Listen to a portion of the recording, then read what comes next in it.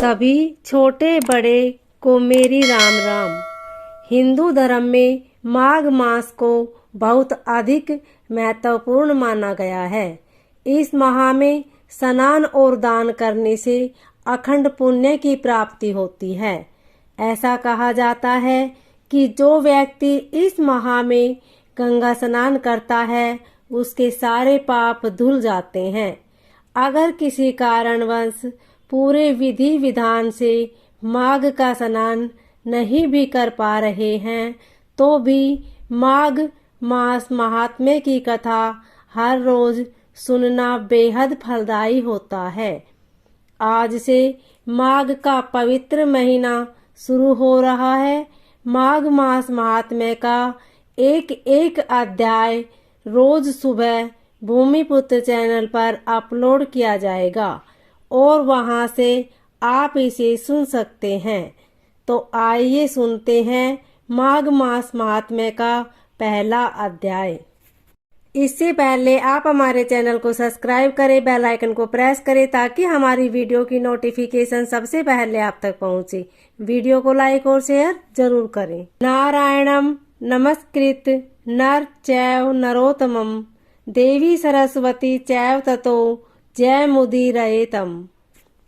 अर्थात सारे संसार के कर्ता श्री भगवान विष्णु, माता लक्ष्मी और देवी सरस्वती तथा श्री देव गुरु बृहस्पति जी के चरण कमल में नमस्कार करके मैं इस माघ मास का महात्म्य का वर्णन करता हूँ। एक समय श्री सूत जी ने अपने गुरु श्री व्यास जी से कहा, हे आदरणीय गुरुदेव, कृपा करके आप मुझसे माघ मास का महात्म्य कहिए क्योंकि मैं आपका शिष्य हूँ।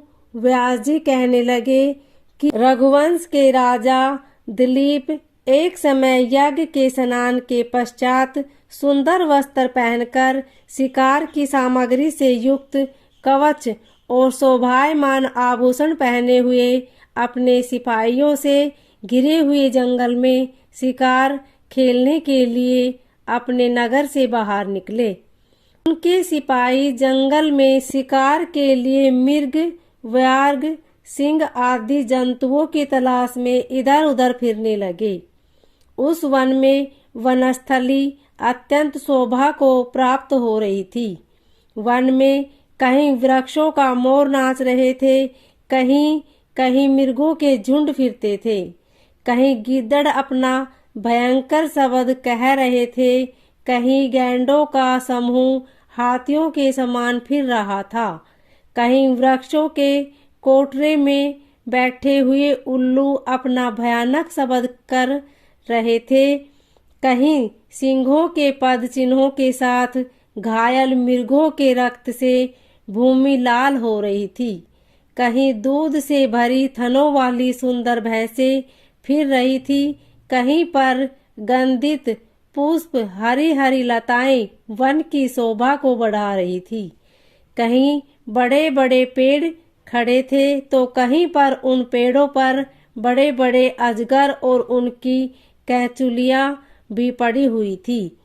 उसी समय राजा के सिपाहियों के बाजे की आवाज सुनकर एक मृग वन में से निकलकर भागने लगा और बड़ी बड़ी चौकड़ियां भरता हुआ आगे बढ़ा।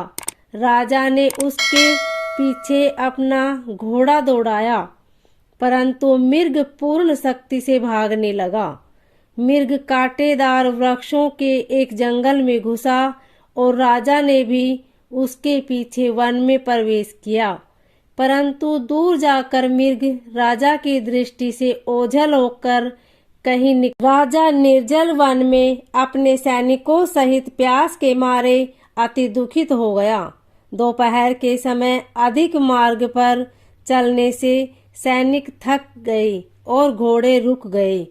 कुछ थोड़ी देर बाद राजा ने एक बड़ा भारी सुंदर सरोवर देखा जिसके किनारों पर घने वृक्ष थे, जिसका जल सज्जनों के हृदय के समान पवित्र था।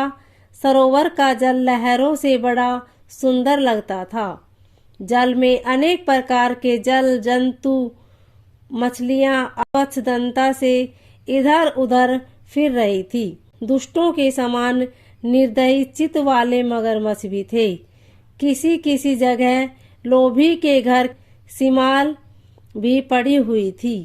जैसे विपत्ति में पड़े हुए लोगों के दुखों को हरने वाले दानी पुरुष के समान यह सरोवर अपने जल से सबको सुखी करता था। जैसे मेघ चालक के दुख को हरता है। इस सरोवर को देखकर राजा की थकावट दूर हो गई। रात्रि को राजा ने वहीं विश्राम किया और सैनिक पहरा देने लगे और चारों तरफ फैल गए। रात के अंतिम समय में शुकरों के एक झुंड ने आकर अंतिम समय में पानी पिया और कमल के झुंड के पास आया। तब शिकारियों ने सावधान होकर शुकरों पर आक्रमण कर दिया और उनको मारकर पृथ्वी पर गिरा दिया।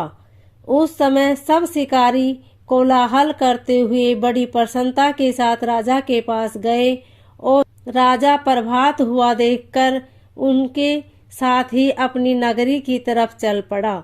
रास्ते में एक तपस्वी को देखा जिसका शरीर तपस्या और नियम के कारण बिल्कुल सूख गया था, जो मृगछाला और वल्कल पहने हुए था।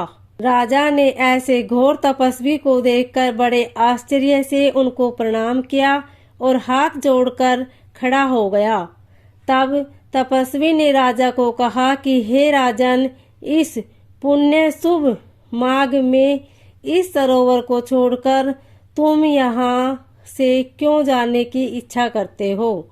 तब राजा कहने लगा कि माघ मास में स्नान के फल को कुछ भी नहीं जानता। कृपा करके आप विस्तार पूर्वक मुझको बतलाइए। इति श्री पद्म पुराण अंतर्गत प्रथम अध्याय समाप्त। ओम नमो भगवते वासुदेवाय।